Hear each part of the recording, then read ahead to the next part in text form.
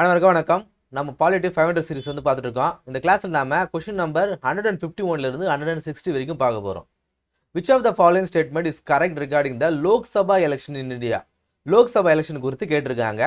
So இதில் எதில் வந்து சரி அப்படின்னு கேட்டிருக்காங்க. நான் இந்த கொஸ்டின் இந்த சீரிஸ் ஆரம்பிச்சிலிருந்து நான் ஒரு விஷயத்த உங்ககிட்ட நான் சொல்லிட்டே இருப்பேன். அது என்ன அப்படின்னா, கரெக்டுன்னு கேட்குறாங்களா இன்கரெக்டுன்னு கேட்குறாங்களான்றது நான் வந்து சொல்லிட்டே இருப்பேன். மேலே இருக்கிறத பார்க்குறீங்க, உடனே கீழே இருக்கிறத பார்க்கணும். அதை சரியா இல்லையான்றதை பார்க்கணும். இது ரொம்ப முக்கியம். நிறைய நேரங்களில் தவறு பண்ணிடுவோம், இன்க்ளூடிங் மீ. நானும் நிறைய நேரம் தவறு பண்ணுறேன். ஆனால் தான் இந்த பழக்கத்தை நான் உங்கள்கிட்ட சொல்லி கொடுத்துட்டே இருக்கிறேன். ஒவ்வொரு தடவை மேலே என்ன கேட்குறாங்கன்னு பாருங்கள், இந்த சென்டென்ஸ் படிங்க, அதுக்கப்புறம் தான் உள்ளே நீங்கள் போகணும். சரியா? First, to contest the election from a Lok Sabha constituency a person must be a register voter of that Lok Sabha constituency. இப்போ ஒரு லோக்சபாவில் ஒரு எம்பி வந்து கண்டெஸ்ட் பண்ணுறாருன்னு வச்சுங்களேன். இப்போ உதாரணத்துக்கு இப்போ எங்கள் ஏரியாவில் எடுத்துக்குவோம். இப்போ ஷோலிங்கர் அப்படின்னு சொல்லிட்டு ஒரு கான்ஸ்டியூன்சி இருக்குது. இப்போ ஷோலிங்கரில் அவர் போட்டிடணும் அப்படின்னா அவர் வந்து சோலிங்கரை அந்த தொகுதியோடைய வாக்காளராக இருக்கணுமா அப்படின்னு கேட்குறாங்க. இப்போ வந்து எம்எல்ஏ பற்றி நான் சொல்லியிருக்கிறேன். ஸோ எம்பி அப்படின்னு பார்க்கும்போது அரக்கோணத்தை எடுத்துக்கலாம். ஸோ அரக்கோணம் எடுத்துக்கணும்னு வச்சுங்களேன். ஸோ எதுக்கு நம்ம ரொம்ப அரக்கோணமே எடுத்துக்கோம். இப்போ அரக்கோணத்தில் ஒருத்தர் வந்து எம்பி எலெக்ஷனுக்கு நிற்கணும்னு வச்சுங்களேன். அவர் அரக்கோணம் தொகுதியில் ஓட்டராக இருக்கணும். இப்போ அதற்கு சென்னையிலிருந்து ஒருத்தர் அவர் வந்து அரக்கோணத்தில் வந்து போட்டியிடக்கூடாது அப்படிலாம் கிடையாது. அப்படி பண்ணக்கூடாதுன்னு சொல்கிறாங்க. அப்படிலாம் கிடையாது. இப்போ அரக்கோணத்தில் போட்டிடணும்னா யார் வேணாலும் வரலாம். இந்தியாவில் இருக்கக்கூடிய யார் வேணாலும் இங்கே வந்து கண்டெஸ்ட் பண்ணலாம். நம்ம பார்ப்போம். லோக்சபா எலெக்ஷன், லாஸ்ட் லோக்சபா எலெக்ஷனில் ராகுல் காந்தி அவர்கள் லீடர் ஆஃப் த அப்போசிஷன் வந்து பார்த்தீங்கன்னா 2 இடத்துல வந்து கண்டெஸ்ட் பண்ணார். ஒன்று வயநாட்டில், கேரளா இருக்கக்கூடிய வயநாட்டில் வந்து அவர் கண்டெஸ்ட் பண்ணார். அதே போல் ரேவரேலி தொகுதி, 2 தொகுதியிலுமே வந்து அவர் பார்ட்டிசிபேட் பண்ணார். 2த்துலையுமே அவர் வந்து ஜெயிச்சார். வயநாட்டில் வந்து ரிசைன் பண்ணிவிட்டு அங்கே அவங்களுடைய சிஸ்டர் வந்து திரும்ப தேர்தலில் போட்டிட்டு திரும்ப அவங்க ஜெயிச்சாங்க. அப்போது டெல்லியில் இருக்கக்கூடிய ராகுல் காந்தி அவர்கள் எதுக்காக கேரளாவில் வந்து கண்டெஸ்ட் பண்ணணும்? கேரளாவுக்கு இன்னும் ஓட்டு இருக்குதா? கிடையாது இல்லையா? அப்போ இந்த ஸ்டேட்மெண்ட் தவறானது. சிம்பிளான விஷயம். த minimum age for a person to contest Lok Sabha election is 21 இயர்ஸ்ன்றாங்க. 21 வயசு ஆயிருக்கணும், அப்போ தான் அவர் கலந்துக்க முடியுன்றாங்க லோக்சபா எலெக்ஷனில். தவறு. 25, லோக்சபாக்கு 25, ராஜ்யசபாக்கு 30. அப்போ இந்த ஸ்டேட்மெண்ட் தவறு. A candidate will lose his security deposit if she fails to get at least 1/6 of the total number of valid vote polled in a constituency. ஒரு கான்ஸ்டியூன்சிலே ஒரு போட்டியிடுறதுக்கு முன்னாடி வந்து செக்யூரிட்டி டெபாசிட் வந்து அவர் வந்து அதில் வந்து பே பண்ணணும். ஸோ அப்படி பே பண்ணும்போது அந்த செக்யூரிட்டி டெபாசிட் இன்கேஸ் அதில் ஒரு 1000 ஓட்டு வந்து பதிவாயிருக்குது அந்த கான்ஸ்டியூன்ஸில். அதில் 1/6 வந்து அவர் வாங்கலை அப்படின்னா அவர் கட்டின அந்த காசானது அவருக்கு வந்து திரும்பி வராது. சரிங்களா? ஸோ இதுதான் வந்து இது ஸ்டேட்மெண்ட் சொல்கிறாங்க. அப்போ இந்த ஸ்டேட்மெண்ட் சரிதான். 1/6% ஆஃப் ஓட்டு வந்து அங்கே வேலிடான ஓட்டில் வந்து அவர் வாங்கலை அப்படின்னா அவருக்கு டெபாசிட் வந்து லூஸ் பண்ணிவிடுவார், ரீஃபண்ட் கொடுக்க மாட்டேன்றாங்க. இந்த ஸ்டேட்மெண்ட் வந்து சரி. அப்போ எது சரின்னு கேட்டிருக்காங்க? B 3 only is the right answer. Question number 152, consider the following statement with reference to attorney general குறித்து கேட்டிருக்காங்க. இதில் எதில் சரின்னு கேட்டிருக்காங்க. He is the ex officio member of Bar Council of India. Bar council of இந்தியாவில் யாரெல்லாம் இருப்பாங்க? ஒவ்வொரு ஸ்டேட்டில் இருக்கக்கூடிய பார் கவுன்சில் இருந்தும் ஒரு மெம்பர் இருந்திருப்பாங்க. ஸோ அட்டார்னி ஜெனரலும் சொலிசிட்டர் ஜெனரலும் 2 பேருமே பார் கவுன்சிலுடைய ஒரு மெம்பராக வந்திருப்பான்றாங்க. இந்த ஸ்டேட்மெண்ட் சரிதான். He has the right of audience in all courts in the territory of legal India. Territory of Indiaன்றாங்க. ஸோ இந்தியாவோட டெரிட்டரியில் இருக்கக்கூடிய எந்த கோர்ட்டில் வேணுனாலும் அவங்க ஆடியன்ஸாக இருக்கலான்றாங்க. கோர்ட்டில் மட்டுமா, பார்லிமெண்ட்லையுமே, லோக்சபாவில் இருக்கட்டும் ராஜ்யசபாவிலுமே அவங்க ஆடியன்ஸாக இருக்கலாம், ஒரு மெம்பராக வந்து இருக்கலாம். பட் ஆனால் அவங்களுக்கு அந்த ஓட்டிங் ரைட் அப்படிங்கிறது கிடையாது. ஸோ இந்த ஸ்டேட்மெண்ட் ஆனது சரி. அடுத்து, during is tenure he is depart from private legal practice. ஒரு அட்டார்னி ஜெனரலாக இருக்காருன்னு வச்சுங்களேன். அவர் தனியாக வந்து கேஸ்லாம் வந்து அட்டன் பண்ணலாமா? ஒரு டைவர்ஸ் கேஸ் வருது, இல்லை ஒரு சொத்து பிரச்சனை வருது, ஒரு சிவில் கேஸோ கிரிமினல் கேஸோ அவர் வந்து அட்டன் பண்ணலாமா அப்படின்னு கேட்டிங்கன்னா அட்டன் பண்ணலாம். ஸோ இது வந்து தவறு. டிபார்ட் அப்படிங்கிறது தவறு. அப்போ எது சரின்னு கேட்டிருக்காங்க? 1 and 2. B is the right answer. Question number 153, consider the following option. ஒரு 5 ஆப்ஷன்ஸ் கொடுத்துருக்காங்க. இதில் எதெல்லாம் proportional representation by means of single transferable vote system used in how many of the above election. So இந்த method use பண்ணி, இந்த single transferable ஓட்டை mention பண்ணி use பண்ணி மேலே இருக்கக்கூடிய எந்தெந்த எலெக்ஷன்லாம் வந்து யூஸ் பண்ணி செலக்ட் பண்ணுவாங்கன்னு கேட்குறாங்க. சிங்கிள் டிரான்ஸ்ஃபரபிள் ஓட்டுனா என்ன? ஃபஸ்ட்டு போஸ்ட் சிஸ்டம்னு வாங்க. ஃபஸ்ட்டு போஸ்ட் சிஸ்டம்னா 100 பேர் இருக்கிறாங்க, 100 பேரில் 100 பேர் ஓட் பண்ணுறாங்கன்னு வச்சுங்களேன். 51 பேர் அவங்க ஜெயிச்சா வந்து ஓட்டு வாங்கினாங்கன்னா அவங்க வின்னு.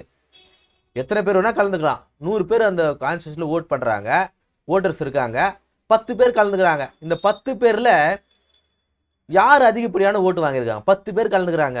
10 பேரில் ஒரே ஒருத்தர் மட்டும் தான் 11 ஓட்டு வாங்கியிருக்காரு. மற்றவங்கலாம் 9, 8, 7, 6 இந்த மாதிரி ஓட்டு தான் வாங்கியிருக்காங்க. ஆனால் 100 பேருடைய செல்வாக்கு இவருக்கு ஒருத்தர் கிடைக்கல. ஆனால் 11 பேர் தான் வாங்கியிருக்காரு. ஆனால் போட்டியிட்டவங்களும் இவர் தானே அதிகம். போட்டியிட்டவங்களும் அவர் தான். இவர் கம்மியாக தான் இருக்காரு, ஆனால் போட்டியிட்டவங்களும் இவர் தானே அதிகம். அப்போ இவர் தான் வந்து ஜெயிச்சவர் அப்படின்னு சொல்கிறது தான் வந்து ஃபர்ஸ்ட் பாஸ்ட் போஸ்ட் சிஸ்டம் அப்படிங்கிறது. பட் ஆனால் சிங்கிள் டிரான்ஸ்ஃபர் ஓட்டு அப்படிங்கிறது கிடையாது. 4 பேர் கலந்துக்கிறாங்க. 4 பேர் கலந்துக்கிறாங்க. 1, 2, 3 and 4 4 பேர் கலந்துக்கிறாங்க. ஸோ இந்த 4 பேரில் யார் யார் ஓட்டு வாங்குறாங்கன்னு பார்ப்பாங்க. இதில் கடைசியாக ஒருத்தர் ஓட்டு வாங்கினார் இல்லையா, அவர் வந்து ரிமூவ் பண்ணுவாங்க. ரிமூவ் பண்ணிட்டு மீதி இருக்கக்கூடிய 3 பேர் வச்சு நடத்துவாங்க. இவர் வாங்கினார் பாரு ஓட்டு, இந்த ஓட்டு வாங்கினது வந்து இவருக்கு கீழே யாரெல்லாம் அந்த ஓட்டு வந்து இவங்களுக்கு பிரித்து கொடுப்பாங்க. ஸோ அதில் யார் கம்மியாக வராங்களோ இவ்வளோ பிரித்து இவ்வளோ அனுப்பிச்சுட்ருவாங்க. அப்புறம் 2 பேருக்கும் வந்து ஒரு கண்டெஸ்ட் நடக்கும். இந்த கண்டெஸ்ட்டில் யார் வந்து குறைவாக இருக்காங்களோ அவங்களுக்கு கொடுப்பாங்க. இப்படி ஸ்டெப் பை ஸ்டெப் ப்ரொசீஜராக இருக்கும். யார் ரிமூவ் பண்ணுறாங்களோ அவங்களுடைய ஓட்டை பிரித்து வந்து மேலே இருக்கிறவங்களுக்கு கொடுப்பாங்க. இது ஒரு ப்ராசஸ். அது நான் சிம்பிளாக உங்களுக்கு புரியணும் அப்படிங்கிறதுக்காக சொன்னேன். ஸோ அதில் விருப்பம் ஃபஸ்ட்டு யார் கொடுக்குறீங்க, 2வது யார் கொடுக்குறீங்க, இப்படிலாம் வந்து கொடுத்துருப்பாங்க. ஸோ இந்த மாதிரியான மெத்தடில் எந்தெந்த எலெக்ஷன் நடக்குது அப்படின்னு கேட்குறாங்க. லோக்சபா எலெக்ஷன் கிடையாது, நம்ம பார்த்தோம். எம்பி எலெக்ஷன் அப்படியே நடக்குது கிடையாது. நம்ம போகிறோம், ஓட்டு போடுறோம், ஈஸியாக ஜெயிச்சுட்டு வராங்க. ஏன் அப்படி கொடுத்தாங்க? இந்த சிஸ்டம் யூஸ் பண்ணாமல் ஏன் வந்து நம்ம பார்க்குற எம்எல்ஏ எம்பி எலெக்ஷன் நடத்துகிறாங்க அப்படின்னு பார்க்கும்போது மக்களுக்கு அந்த சமயத்தில் ஒரு படிப்பறிவு இல்லாமல் இருந்தாங்க. இதை புரிஞ்சிக்கக்கூடிய தன்மை வந்து மக்களுக்கு கிடையாது. ஏன்னா லார்ஜ் ஸ்கேலில் நடத்துகிறோம். ஸோ மக்களுக்கு சிரமம் கொடுக்கக்கூடாதுன்றதுக்காக அந்த ஃபர்ஸ்ட் பாஸ் போஸ்ட் சிஸ்டம் அப்படிங்கிறது நம்ம கொண்டு வந்தாங்க. ஸோ இந்த சிஸ்டம் சிங்கிள் டிரான்ஸ்ஃபர் ஓட்டு அப்படின்னு பார்க்கும்போது எல்லாருக்குமே இப்போது ஒரு நாடு இருக்குது, 80 பேர் வந்து இந்த சிஎம் எனக்கு பிடிக்கலன்றாங்க, 20 பேர் மட்டும்தான் வந்து எனக்கு பிடிச்சிருக்குன்றாங்க. அப்போ மெஜாரிட்டி ஆஃப் பீப்புள் வந்து அவர் வேணான்றாங்க. பட் ஆனால் அந்த 80 பேருமே வந்து பிரிஞ்சிருக்கிறாங்க, கட்சி ரீதியாக வந்து பிரிஞ்சிருக்கிறாங்கன்றதுனால மெஜாரிட்டி இவர் தான் இருக்குது, இவர் கொடுத்துட்றாங்க. அப்போ 80 பேர் வேணான்னு சொல்லக்கூடிய ஒரு முதலமைச்சரை தேர்ந்தெடுக்கக்கூடிய ஒரு முறை தான் வந்து இந்த ஃபர்ஸ்ட் பாஸ் போஸ்ட் சிஸ்டம் அப்படிங்கிறது. பட் ஆனால் இப்படி சிங்கிள் டிரான்ஸ்ஃபர்ன்றது எல்லா கட்சிகளுக்குமே வந்து தகுந்த வெயிட்டேஜ் கொடுக்கும் அப்படிங்கிறது. பட் அது கொண்டு வந்தால் நல்லா தான் இருக்கும். ஆனால் ரொம்ப கொஞ்சம் கஷ்டமான ஒரு விஷயம், காம்ப்ளெக்ஸான விஷயம், மக்களுக்கு புரியுமான்றது கொஞ்சம் கஷ்டம். அடுத்து election of state legislative council of members. Council of மெம்பர்ஸ்னா என்ன? மேலவையில் செலக்ட் பண்ணும்போது இந்த மெத்தட் யூஸ் பண்ணுவாங்க. Correct. Election of president of இந்தியாவுக்கு இந்த மெத்தட் யூஸ் பண்ணுவாங்க. வைஸ் பிரசிடென்ட்டுக்கு இந்த மெத்தட் யூஸ் பண்ணுவாங்க. Election of presiding officer of Lok Sabha, presiding officer ஸ்பீக்கருக்கு இதை பயன்படுத்துவாங்கன்னு கேட்டால் பயன்படுத்த மாட்டாங்க. ஏன் இதை பயன்படுத்த மாட்டாங்க அப்படின்னு நம்ம பார்க்கும்போது பாருங்க, நமக்கு 2 டவுட் இருக்கும். நம்ம பார்ப்போம். இப்போ ரீசெண்டான அந்த லோக்சபா எலெக்ஷன்லேயே ஓம் பிர்லா அவர்களை வந்து ஸ்பீக்கராக வந்து தேர்ந்தெடுக்கணும் அப்படின்னு சொல்லிட்டு ஒரு மோஷன் நடக்குது. யாரெல்லாம் தேர்ந்தெடுக்கிறீங்கன்னே எல்லாரும் கை தூக்குனாங்க. ஓகே, முடிஞ்சுது. ஒரு செகண்டில் அது வந்து வேகமாக அவ்வளோ வேகமாக நடந்து முடிஞ்சுது. என்ன அந்த ஸ்பீக்கர் எலெக்ஷன் அப்படிங்கிறது. ஸோ அது பார்க்கும்போது அது சிங்கிள் டிரான்ஸ்ஃபர் ஓட்டு கிடையாது. அப்போது இது தவறு. ஸோ எதுலான்னு கேட்டிருக்காங்க? 2, 3, 4 only 3 is the right answer, option B. Question number 154, consider the following information. So ஒரு என்ன கொடுத்துருக்காங்க, இதில் வந்து கரெக்டாக மேட்ச் யாருக்குன்னு கேட்டிருக்காங்க. என்ன சொல்லியிருக்காங்க? லோக்சபா நடக்கக்கூடிய சில ஆக்ஷன்ஸை கொடுத்துருக்காங்க. அதோடைய எஃபெக்ட் என்ன, அது யார் வந்து டிக்ளேர் பண்ணுவாங்க. இப்போ ஸ்கூல் லீவுன்னு யார் சொல்ல முடியும்? ஹெட்மாஸ்டர் தான் சொல்ல முடியும். சரி, நீங்கள் கிளாஸ் எடுக்க வேணாம்னு யார் சொல்ல முடியும்? கிளாஸ் டீச்சர் சொல்ல முடியும். கரெக்டாக இல்லையா? ஸோ அதுபோல் லோக்சபா இருக்கக்கூடிய சில ஆக்ஷன்ஸ் கொடுத்துருக்காங்க. அதோடைய எஃபெக்ட் என்ன, அது யார் வந்து டிக்ளேர் பண்ணணும். ஆக்ஷன்ஸ் என்னென்ன? Dissolution of Lok Sabha. டிசல்யூஷன்னா என்ன? ஒரு 5 வருஷம் ஒரு கட்சி ஆட்சியில் இருக்குது. இப்போ வந்து திமுக வந்து 5 வருஷம் ஆட்சி முடிக்குது. ஸோ இது வந்து டெசல்யூஷன். இந்த டெசல்யூஷன் அப்படிங்கிறது அது டென்யூர் முடிஞ்சாலும் ஓகே ஒரு கணக்கு வரும். அதே போல் பிரசிடென்ட் வந்து அதை வந்து ரிமூவ் பண்ணுறோம் அப்படின்னு சொன்னாலும் அது ரெசல்யூஷன் வரும். அப்போ எந்த லைஃப் ஆஃப் லோக்சபா, ஒரு லோக்சபாவுடைய லைஃப் முடிஞ்சுது அப்படின்னா அது ரெசல்யூஷன் சொல்லுவோம். இது யார் டிக்ளேர் பண்ணுவாங்கன்னா பிரசிடென்ட் ஆஃப் இந்தியா டிக்ளேர் பண்ணுவார். அப்போ இந்த ஸ்டேட்மெண்ட் சரி. ப்ரோரோக்னா என்ன? End the session of house. ஒரு செஷன் வந்து முடியுது, நம்ம பார்ப்போம். குளிர்கால கூட்டத்தொடர், பட்ஜெட் கூட்டத்தொடர் அப்படின்னு சொல்லிட்டு பார்ப்போம். பருவ கூட்டத்தொடர் அப்படின்னு பார்ப்போம். பார்லிமெண்ட் செஷனில் நடக்கும் இல்லையா? இந்த ஜனவரி மாதம் நடத்துவாங்க, ஜூன் டு செப்டம்பர் நடத்துவாங்க, டிசம்பர் மாதம் நடத்துவாங்க. ஸோ இப்படி 3 வருஷத்தில் 3 முறை வந்து இந்த கூட்டத்தொடரானது நடக்கும். ஸோ ஒரு கூட்டத்தொடருக்கும் ஒரு செஷனுக்கும் இன்னொரு செஷனுக்கும் ஒரு செஷன் முடியுது இல்லையா? ஸோ இந்த செஷன் முடியுது தான் வந்து ப்ரோரோக் அப்படின்னு சொல்கிறாங்க. End the session of the house. Budget session நடக்கும். இந்த செஷன் முடிஞ்சது இன்னொரு செஷன் ஸ்டார்ட் ஆகுது இல்லையா? ஸோ அந்த எண்ட் ஆஃப் த செஷன் தான் வந்து ப்ரோரோகன்றாங்க. இது சரி. இது யார் முடிவு பண்ணுவாங்கன்னா ப்ரெசிடிங் ஆஃபீஸர் தான் வந்து டிக்ளேர் பண்ணணும்னு சொல்கிறாங்க. ப்ரெசிடிங் ஆஃபீஸர் கிடையாது, பிரசிடென்ட் தான் வந்து டிக்ளேர் பண்ணுவார். பிரசிடென்ட் தான் ஒரு செஷன் முடியுது அப்படிங்கிறத டிக்ளேர் பண்ணுவார். அடுத்தது அட்ஜர்ன்மெண்ட் அப்படிங்கிறத suspension of sitting of house for a specific period of a time. ஒரு செஷன் நடந்துகிட்டே இருக்குது, திடீர்னு வந்து போதும் இந்த செஷனை முடிங்க அப்படின்னு சொல்லிட்டு இது அட்ஜர்ன் பண்ணக்கூடிய அந்த பவரானது ப்ரெசைடிங் ஆஃபீஸர்கிட்ட இருக்கும். அந்த அட்ஜர்ன் பண்ணக்கூடிய அந்த விஷயமானது ஹவராக இருக்கும். 1 மணி நேரம் இருக்கலாம், 1 நாளாக இருக்கலாம், 1 வாரமாக இருக்கலாம். இப்படி இந்த டைம் பீரியடானது டிக்ளேர் பண்ண முடியாது. இதை வந்து ப்ரெசிடிங் ஆஃபீஸ் தான் வந்து சொல்லுவார். இந்த ஸ்டேட்மெண்ட்டு சரி. அப்போ இது மட்டும் தான் தவறு. அப்புறம் ஒரு செஷனுக்கும் இன்னொரு செஷனுக்கும் இடையில் இருக்குது இல்லையா? இந்த பட்ஜெட் செஷனுக்கும் இன்னொரு செஷன் இருக்கக்கூடிய இந்த பீரியடை வந்து ரிசஸ் அப்படின்னு சொல்லுவாங்க. ரிசஸ் அப்படின்னு சொல்லுவாங்க. ஸோ இதையும் வந்து பார்த்தீங்க, இது எல்லாமே லட்சுமிகாந்தில் இருக்கிறது தான், நம்ம ஒன்றும் புதுசாக ஒன்றும் சொல்லலை. ஸோ எது சரின்னு கேட்டிருக்காங்க? 1, 2 option only 2B is the right answer. Question number 155. President of India enjoys different types of veto power. பிரசிடென்ட்டுடைய வீட்டோ பவரை பற்றி கேட்டிருக்காங்க. ஸோ இதில் வந்து கரெக்டாக மேட்சாக இருக்குதுன்னு கேட்குறாங்க. அப்சல்யூட் வீட்டோனா என்ன? அப்சல்யூட் வீட்டோனா என்ன? The bill is rejected and cannot be reconsidered by a parliament. ஒரு பில் வருது, அவர் வந்து ரிஜெக்ட் பண்ணுறாரு, வேணாம் அப்படின்னு ரிஜெக்ட் பண்ணுறாரு. ஸோ இது வந்து அப்சல்யூட் வீட்டோ. இது எதுக்கெல்லாம் வந்து அப்ளை பண்ண முடியாது? cannot, இங்கே பாருங்க, cannot எதுக்கெல்லாம் அப்ளை பண்ண முடியாதுன்னு கேட்குறாங்க. கான்ஸ்டியூஷன் அமெண்ட்மெண்ட் பில்லுக்கு அவர் அப்சல்யூட் யூஸ் பண்ண முடியாது, அதுக்கு அவர் அசன்ட் கொடுத்து தான் ஆகணும். அப்போ இந்த ஸ்டேட்மெண்ட் ஆனது சரி. Suspensive veto. The president sent the bill for reconsideration up to a parliament. ஒரு பில்லு வருது, அந்த பில்லை திரும்ப ரீகன்சிடர் பண்ணுங்கன்னு அவர் திருப்பி வந்து சொல்லலாம். ஸோ எதுக்கு சொல்லலாம் அப்படின்னா அதை வந்து சஸ்பென்சிவ் வீட்டோ அப்படின்னு சொல்கிறாங்க. ஸோ மணி பில்லுக்கு வந்து இதை பயன்படுத்த முடியாது அப்படின்னு சொல்கிறாங்க. ஸோ இந்த இடத்துல எனக்கு வந்து டவுட், இது பயன்படுத்த முடியாதுன்றதுலாம் கிடையாது. ஏன்னா ஒரு வாட்டி மணி பில்லே வந்து இது மாதிரி பண்ணியிருக்காங்க அப்துல் கலாம் பீரியடில். இது வரைக்கும் ஒரே ஒரு முறை தான் வந்து மணி பில் வந்து பிரசிடென்ட் வந்து ரிட்டர்ன் பண்ணியிருக்காரு. அது வந்து அப்துல் கலாம் அவர்களுடைய பீரியடில் தான். ஏதோ ஒரு அதிகாரிகளுடைய சம்பளத்தை வந்து குறைக்கணுன்றதுக்காக சொன்னதுனால இது ரீகன்சிடர் பண்ணுங்கன்னு சொல்லியிருக்காங்க. ஸோ இது வராதுன்னு நினைக்கிறேன். எனக்கு தெரிஞ்சு இது வராதுன்னு தான் நினைக்கிறேன். சரிங்களா? ஸோ இது வந்து தவறு என்ன போடலாம், ஏன்னா மெஜாரிட்டி வராது. மணி பில் ஆனது அவர் வந்து ஏன்னா ஒரு வாட்டி பண்ணிருக்கிறாங்க. ஸோ அதனால் சஸ்பென்ஸ் வீட்டோ வராதுன்னு நினைக்கிறேன். ஏன்னா ஒரு அசன்ட் கொடுத்து தான் ஆகணும். அடுத்தது pocket veto. The president keeps the bill pending infinitely without ratifying and rejecting or returning it to parliament. ஒரு ஆர்டினரி பில்லு வருது, அதாவது ஒரு பாக்கெட் வீட்டோனா என்ன? ஒரு பில்லு வருது, அதை வந்து அவர் அனுமதியும் கொடுக்காம திருப்பி அனுப்பாமல் அவரே பாக்கெட்டில் போட்டு வச்சுனாருன்னா அது தான் பாக்கெட் வீட்டோன்றாங்க. இது வந்து ஆர்டினரி பில்லுக்கு வந்து பொருந்தாதுன்றாங்க. இது தவறு. ஆர்டினரி பில்லு கூட பொருந்தும் தான் இது பாக்கெட் வீட்டோன்றது. ஏன்னா அதுதான் முக்கியமாக பொருந்தும். அப்போ இந்த ஸ்டேட்மெண்ட் தவறு. அப்போ எது சரின்னு கேட்டிருக்காங்க? 1 மட்டும்தான். Option A only 1 is the right answer. இது வந்து கொடுத்துருக்கலாம், பட் ஆனால் எனக்கு தெரிஞ்ச நாலேஜை வச்சு நான் சொல்கிறேன். இது ஆல்ரெடி பண்ணியிருக்கிறாங்க. அதன் பிறகு வந்து இது ரிமூவ் பண்ணியிருக்கலாம். ஏன்னா அப்துல் கலாம் இருந்த பிரசிடென்ட்டாக இருந்து 20 வருஷம் ஆயிடுச்சு அப்படின்றதுனால ஸோ சேஞ்ச் பண்ணியிருக்கலாம். ஸோ இது வந்து சரியானதை கீழே கமெண்ட்டில் சொல்லுங்கள். அடுத்து question number 156. With reference to pardoning power of the parliament president of India. பிரசிடென்ட்டுடைய பார்டனிங் பவரை பற்றி கேட்டிருக்காங்க. 72 வந்து சொல்லுதா? 72 ஆனது பார்டனிங் பவர் வந்து சொல்லுது. ஒரு 5 விதமான பார்டனிங் பவர் வந்து கொடுத்துருப்பாங்க. பார்டனிங் பவர்னா என்ன? ஒரு தண்டனை கொடுத்துருக்காங்க, தண்டனுடைய அவருக்கு தண்டனை வந்து கேன்சல் பண்ணுறது, அதுதான் வந்து பார்டனிங் பவர்னு சொல்கிறாங்க. மன்னித்து விடுதல். ஒன்றா கொடுத்துருக்காங்க. இதில் வந்து கரெக்டாக மேட்ச் ஆகுதுன்னு கேட்குறாங்க. கம்யூட்டேஷன்னா என்னன்னு கேட்குறாங்க.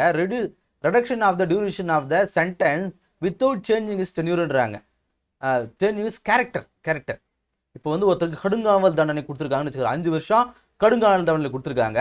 அது கடுங்காவல் தண்டனையிலே இருந்து அதை 2 வருஷமாக குறைச்சா அது கம்யூட்டேஷன்றாங்க. கிடையாது, அப்படி கிடையாது. கம்யூட்டேஷன் அப்படிங்கிறது ஸோ அதோடைய டைம் பீரியட் இருக்குது, ஒரு டைம் இருக்குது. ஒரு அது பாருங்க, reduction of duration of the சென்டென்ஸ்ன்றாங்க. Without changing is the character. Duration கிடையாது, அதோடைய கேரக்டர் சேஞ்ச் பண்ணுறது தான். அதோடைய கேரக்டர் சேஞ்ச் பண்ணுறதுக்கு பேர் தான் கம்யூட்டேஷன்.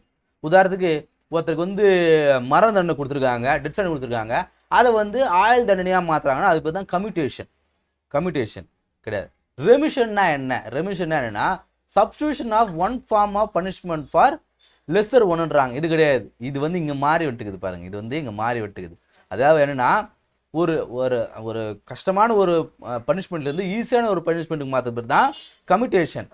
அதாவது கஷ்டமான வேலையே இருக்கட்டும், ஆனால் அதோடைய லெசர் ஃபார்மாக கொடுக்கும். நல்ல கடுங்காவல் தானேன்னா என்ன, ரொம்ப ஸ்ட்ரிக்டாக இருக்கணும், மற்ற கைதிகளோடு பேசாமல் தனிமைப்படுத்தி வைக்கணும் அப்படி இருந்த கேரக்டரு.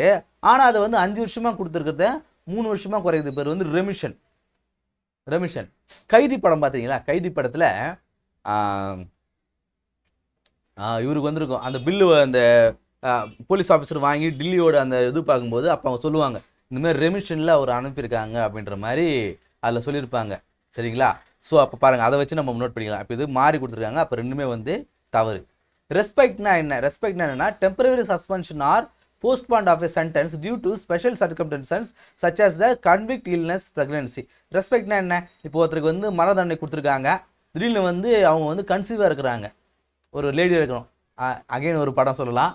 எந்த படம் பார்க்கும்போது பத்தான் தானே, அட்லி ஒரு படம் நடிச்சாரு, ஷாருக் கான் அட்லியும். ஜவானில் பாருங்க, தீபிகா படுகோனே வந்து அவருக்கு மரணதண்டனை கொடுத்துருவாங்க, ஜெயிலுக்கு போயிடுவாங்க. தூக்கு போகிற நேரம் பார்த்து அவங்க பிரசிடெண்ட்டாக இருப்பாங்க. அதெல்லாம் என்ன பண்ணுவாங்க, அந்த பீரியடு வந்து கம்மி பண்ணிடுவாங்க, டெம்பரரியாக போஸ்ட்பான் பண்ணி வச்சுருப்பாங்க. அப்புறம் அவர் அந்த பையன் வந்து வளர்ந்ததுக்கு பிறகு, ஷாருக் கான் வளர்ந்ததுக்கு பிறகு, கொஞ்சம் ஒரு பெரிய பையனாக இருந்த பிறகு அவங்களை தூக்கில் போட்டுருவாங்க. ஸோ இதான் வந்து ரெஸ்பெக்ட் அப்படிங்கிறது. ரெஸ்பெக்ட். சரியா? அப்போ இந்த ஸ்டேட்மெண்ட் சரி. ரிப்ரைவ் அப்படிங்கிறது அகைன் அதே மாதிரி தான். Suspending execution of sentence or temporary period. ஒருத்தருக்கு வந்து மரண தண்டனை கொடுத்துருக்காங்க, ஆனால் அவர் என்ன பண்ணுறாரு, கொஞ்ச காலம் வந்து தள்ளி போட்டிருக்காங்க. ஏன்னா அவர் பிரசிடென்ட்டுக்கு இந்த மாதிரி ஒரு லெட்டர் அமைச்சிருக்காரு, என்னுடைய பீரியட் வந்து குறைங்கன்ட்டு. அதாவது பாருங்க, ரெமிஷனுக்காக அவங்க வந்து அமைச்சிக்கிறாங்க. ரெமிஷன் அதாவது கம்யூட்டேஷனுக்காக அவங்க அனுப்பிக்கிறாங்க. ஸோ அந்த கம்யூட்டேஷன் வர வரைக்கும் அதை தள்ளி வைக்கிறதுக்கு பேர் தான் ரிப்ரைவ். புரிஞ்சுதுங்களா? ஸோ இதில் வந்து சரின்னு கேட்டிருக்காங்க, 2 மட்டும்தான். Option B only 2 is the right answer. Consider the following statement. 2 statement கொடுத்துருக்காங்க, இதில் இதெல்லாம் வந்து சரின்னு கேட்டிருக்காங்க. Publishing the expensive proceeding of any house of parliament is not protected under the right to freedom of speech and expression under the article 19 of the constitution of இந்தியான்றாங்க. அதாவது பார்லிமெண்ட்டில் இதெல்லாம் நீங்கள் பேசக்கூடாதுன்னு ஒரு முடிவு எடுத்துக்கிறாங்க, அவை குறிப்பில் இருக்கக்கூடாதுன்னு நம்ம சொல்லிக்கிறான்னு வச்சுங்களேன். அதை வந்து வெளியே வந்து சொல்லக்கூடாது அப்படின்றாங்க. இந்த ஸ்டேட்மெண்ட் ஆனது சரிதான். இந்த ஸ்டேட்மெண்ட் ஆனது சரிதான். நம்ம பார்க்குறோம், இப்போ ராகுல் காந்தி அவர்கள் கூட வந்து பார்லிமெண்ட் சொன்னார், இந்த சைனீஸ் அட்டாக் பற்றி அந்த இடத்துல வந்து இலையில வந்தாங்கன்னு சொல்லுவாங்க, அது வந்து நீங்கள் பேசக்கூடாது அப்படின்னு சொல்லியிருப்பாங்க. உடனே வந்து ஒரு நாடு இன்னொரு நாட்டுக்குள்ளே போகுதுன்ற மாதிரிலாம் அதை காமெடி பண்ணி வச்சுருப்பாரு. ஸோ அதை பார்க்கும்போது அதுதான் வந்து சொல்கிறாங்க. அப்போ இந்த ஸ்டேட்மெண்ட் சரிதான். Statement 2, article 19 of the constitution mentions parliamentary privileges is reasonable ground for imposing restriction on the right to freedom of the speech and expression. Article 19 என்ன சொல்லுது அப்படின்னா, கான்ஸ்டியூஷனால மென்ஷன் பண்ணுதான் பார்லிமெண்ட்ரி ப்ரிவிலேஜஸில். ஸோ அவங்க வந்து ரைட் டு ஃப்ரீடம், எதை வேணாலும் பேசணும் அப்படிங்கிறது வந்து ரெஸ்ட்ரிக்ஷன்ஸை இம்போஸ் பண்ணுது அப்படின்றாரு. ஆர்டிகல் 19 வந்து கான்ஸ்டியூஷனில் வந்து பார்லிமெண்ட்ரி ப்ரிவிலேஜஸை மென்ஷன் பண்ணியிருக்காது. ஸோ இந்த மென்ஷனிங் இந்த கான்ஸ்டியூஷன் தான் வந்து தவறு. பார்லிமெண்ட்ரி ப்ரிவிலேஜஸ் சொல்லியிருப்பாங்க, அதாவது எம்பியாக இருந்தாலுமே அவங்க என்ன பண்ணுவாங்க, அவங்களுக்குன்னு சொல்லிட்டு இந்த ஃப்ரீடம் ஆஃப் ஸ்பீச்சில் வந்து சில ரெஸ்ட்ரிக்ஷன்ஸ் வந்து கொடுத்துருப்பாங்க. அவை குரூப்பில் நீக்கப்பட்ட ஒரு விஷயத்தை வந்து நீங்கள் வெளியே பேசக்கூடாதுன்னு சொல்லியிருக்கிறாங்க. அப்போ இந்த மென்ஷனிங் இந்த கான்ஸ்டியூஷன் தான் தவறு. அப்போது ஸ்டேட்மெண்ட் 1 வந்து சரி, statement 2 is the incorrect. Option C is the right answer. Question number 158, consider the following committee. ஒரு 3 கமிட்டியை பற்றி கொடுத்துருக்காங்க. இந்த கமிட்டிலலாம் லீடர் ஆஃப் த அப்போசிஷன் யார் வந்து மெம்பராக இருப்பார், எந்தெந்த கமிட்டிலலாம் வந்து செலெக்ஷன் கமிட்டியில் யார் வந்து லீடர் ஆஃப் த எதிர்கட்சி தலைவர் வந்து மெம்பராக இருப்பார்னு கேட்குறாங்க. Committee recommending the appointments of members and chairman of national human rights commission இருக்கக்கூடிய சேர்மனையும் மெம்பரே வந்து அப்பாயின்ட் பண்ணக்கூடிய கமிட்டியில் அவர் இருப்பார்னா இருப்பார். சிபிஐ டைரக்டர் அப்பாயின்ட் பண்ணக்கூடிய கமிட்டியில் இருப்பார்னா இருப்பார். லோக்பாலுடைய அப்பாயின்ட் பண்ணக்கூடிய கமிட்டியில் இருப்பார்னா இருப்பார். ஸோ 3த்துலையுமே இருப்பார். All 3 C is the right answer. Question number 159, consider the following statement with regard to the vice president of India. Vice president of இந்தியாவை பற்றி கேட்டிருக்காங்க. இதெல்லாம் வந்து சரின்னு கேட்டிருக்காங்க. To eligible for a election as a vice president, a candidate must be eligible to a member of the Rajya Sabha. நல்லா பாருங்க, இல்லை எலிஜிபிள் மெம்பர், நாட் எலிஜிபிள் தான் கேட்குறாங்க. மஸ்ட் பி கேட்கல, நல்லா மஸ்ட் பி வேற. மஸ்ட் பி எ மெம்பர் அப்படின்னா தான் தப்பு. மஸ்ட் பி எலிஜிபிள், இந்த வார்த்தை ரொம்ப முக்கியம். எலிஜிபிள் இல்லாமல் இருந்துச்சுன்னா இது தப்பு. இந்த எலிஜிபிள் அப்படிங்கிற இந்த வார்த்தை இங்கே இல்லை அப்படின்னா must be a member of அப்படின்னு வந்துச்சு. ஏன்னா வைஸ் பிரசிடென்ட் கண்டு ராஜ்யசபாவுடைய ஒரு மெம்பர் கிடையாது. அதனால தான் அவர் வந்து ஓட்டிங்லாம் வந்து அவர் பார்ட்டிசிபேட் பண்ணிக்க மாட்டார். நீங்கள் பார்த்துருப்பீங்க, இந்த ஜாயின்ட் கமிட்டிலாம் கூட அவர் வந்து பங்கெடுத்துக்க மாட்டார். சரியா? ஸோ அப்படி பார்க்கும்போது இது வந்து சரியான கேட்டால் இது சரிதான். The constitution does not specify any particular grounds for removal of Rajya Sabha சேர்மன்றாங்க. ஸோ ராஜ்யசபா சேர்மனுக்கு ரிமூவ் பண்ணுறதுக்கான எந்த ப்ரொசீஜரும் வந்து கொடுத்துருக்க மாட்டேன்றாங்க. அப்போ இதுவும் சரிதான். Resolution for removal of the vice president must be passed by effective majority இந்த ராஜ்யசபா. ராஜ்யசபாவில் ரிமூவ் பண்ணணும் அப்படின்னா எஃபெக்டிவ் மெஜாரிட்டி வேணுன்றாங்க, அது சரிதான். In case of the tie during voting on a particular issue in Rajya Sabha, the chairman exercises have casting vote. ஒரு particular issue வருது, அதில் அவர் வந்து casting vote வந்து அவர் பயன்படுத்தலாம். அவருக்குன்னு ஒரு ஓட்டு இருக்கும். ஸோ பாதியாக பிரிஞ்சுக்கிறாங்க, இவங்க ஒரு 50 பேர் ஓகேன்றாங்க, இவங்க ஒரு 50 பேர் ஓகேன்றாங்க. இப்போ அவர் என்ன பண்ணலாம், casting vote பயன்படுத்தலாம். அவருடைய ஓட்டு யார் எது கொடுத்து அந்த பில்லு வந்து பாஸ் பண்ணலான்றாங்க. இதுவும் சரிதான், எல்லாமே சரி. D, option D is the right answer. Question number last question. Consider the following statement regarding the speaker of the Lok Sabha. லோக்சபாவுடைய ஸ்பீக்கரை குறித்து கேட்டிருக்காங்க, இதெல்லாம் சரின்னு கேட்டிருக்காங்க. Time and date of election of speaker is decided by the protem speaker. So ஒரு ஸ்பீக்கரை வந்து தேர்ந்தெடுக்கிறாங்க அப்படின்னா, ஸோ அந்த எலெக்ஷனையும் அந்த டேட்டும் டைமையும் வந்து யார் முடிவு பண்ணுவாங்க அப்படின்னா, இப்போ ஒரு ப்ரோடம் ஸ்பீக்கர், அதாவது ஒரு கட்சியிலிருந்து, அதாவது எலெக்ஷனுக்கு பின்னாடி இருக்கிற அந்த ப்ரோடம் ஸ்பீக்கர்னு சொல்லுவாங்க இல்லையா, புதுசாக ஒரு ஸ்பீக்கரை செலக்ட் பண்ணுற வரைக்கும் இவர் வந்து இடைக்கால ஒரு ஸ்பீக்கராக இருப்பார், அவர் தான் வந்து முடிவு பண்ணுவாருன்றாங்க. தவறு, இது வந்து பிரசிடென்ட் தான் வந்து முடிவு பண்ணுவார். அடுத்து salaries and allowance of the speaker are decided by the parliament. இது சரிதான், அவர் சேலரிஸ் அண்ட் அலோவன்ஸ் எல்லாம் வந்து பார்லிமெண்ட் தான் முடிவு பண்ணிடுறாங்க. இது சரிதான், மேலே இருக்கிறது தப்பு, இது சரி. When a resolution to remove the speaker is being discussed, he can vote in the first instance, not only in the case of equality vote. அதாவது இப்போ நம்ம ரீசெண்டாக பார்த்தோம், ஓம் பிர்லாவை வந்து ரிமூவல் பண்ணணும்னு சொல்லிட்டு ஒரு டெசிஷன் வந்து எடுத்திருப்பாங்க. ஸோ அதில் வந்து அவர் வந்து ஓட் பண்ணலாமா, இப்போ அந்த செஷனில் வந்து அவர் கலந்துக்கலாம், வாதனமும் செய்யலாம் தனக்காக. அதே சமயம் சரி யாரெல்லாம் ரிமூவ் பண்ணுறீங்கன்னு சொல்லிட்டு தடவை ஓட்டு எடுப்பாங்க பார்த்தீங்களா, அப்பயே அவர் வந்து ஃபஸ்ட் இன்ஸ்டன்ஸ்லேயே அவர் வந்து ஓட் பண்ண முடியும். என்னை வந்து ஸ்பீக்கராக வந்து கண்டினியூ பண்ணுங்கன்ட்டு அவருக்கு ஆதரவாக வந்து ஓட் பண்ணிக்க முடியும். மற்ற மாதிரிலாம் கிடையாது, மற்றதில் வந்து எல்லாரும் ஓட் பண்ணிட்டீங்களா, டைலுக்கு தான் இப்போ நான் ஓட் பண்ணுறேன் அப்படின்லாம் கிடையாது. இப்போ இதுலேயே வந்து அவர் வந்து ஓட் பண்ணலான்றாங்க. அப்போ இதுவும் வந்து சரிதான். ஸோ இதெல்லாம் சரின்னு கேட்டிருக்காங்க. 2 and 3 option B is the right answer. So இந்த கிளாஸில் நம்ம பாலிட்டியில் ஒரு 10 கொஷின் பார்த்தோம். இந்த 10 கொஷினில் சில விஷயங்களை நீங்கள் கற்றுன்னு இருப்பீங்கன்னு நம்புகிறேன். அடுத்த கிளாஸ் சந்திப்போம். நன்றி.